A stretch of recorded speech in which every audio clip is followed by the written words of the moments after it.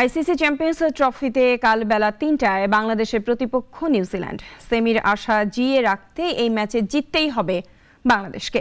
জয় পেতে মরিয়া টাইগার দলে আসছে ৩ পরিবর্তন। ফিরছেন মাহমুদুল্লাহ। নিউজিল্যান্ডকে হারাতে রাওয়ালপিন্ডিতে চলছে কঠিন অনুশীলন। আইসিসি চ্যাম্পিয়ন্স ট্রফিতে বাংলাদেশের পরের ম্যাচ এখানে।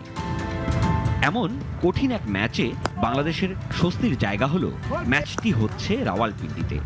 গত আগস্ট সেপ্টেম্বরে এই ভেন্যুতে 2 টেস্টের সিরিজে পাকিস্তানকে ধবলধোলাই করেছে বাংলাদেশ। যে ধবলধোলাইকে দেশটির সাবেকেরা পাকিস্তান ক্রিকেট তলানিতে এসে পড়ার সঙ্গে মিলিয়েছেন। সেই সিরিজ জয় বাংলাদেশের ক্রিকেট ইতিহাসের উজ্জ্বলতম অধ্যায়ও। সেই টেস্ট সিরিজ জয়ের সঙ্গে চ্যাম্পিয়ন্স ট্রফিতে নিউজিল্যান্ডের বিপক্ষে ম্যাচ খেলার কোনো সম্পর্ক নেই। তবে সেই সাফল্যের কথা মাথায় রেখে যদি রাওয়ালপিন্ডিতে পয়া ভেন্যু ভাবতে পারেন মুশফিকুর রহিম, মেহেদী হাসান মিরাজ, নাজমুল হোসেন শান্তরা, তাতে লাভ বাংলাদেশেরই। শান্তদের মাথায় এখন চ্যাম্পিয়ন্স ট্রফির পাকিস্তান পর্ব।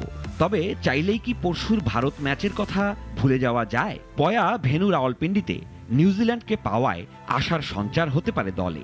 2017 সালে হওয়া আগের আইসিসি চ্যাম্পিয়ন্স ট্রফিতে এই নিউজিল্যান্ডকে হারিয়ে দিয়েছিল বাংলাদেশ। কার্ডিফে হওয়া সেই ম্যাচে নিউজিল্যান্ডের 265 রান, 16 বল ও 5 উইকেট হাতে রেখে জিতে গিয়েছিল বাংলাদেশ। সেই দলের 6 ক্রিকেটার রয়েছেন এবারের বাংলাদেশ দলে। যদিও নিউজিল্যান্ডের বিপক্ষে অতীত রেকর্ড খুব ভালো নয় বাংলাদেশে। ওয়ানডেতে 45 সাক্ষাতের 33 বার জিতেছে নিউজিল্যান্ড, বাংলাদেশ 11 বার। সিরাজুম-মনির শুভ, নাগরিক।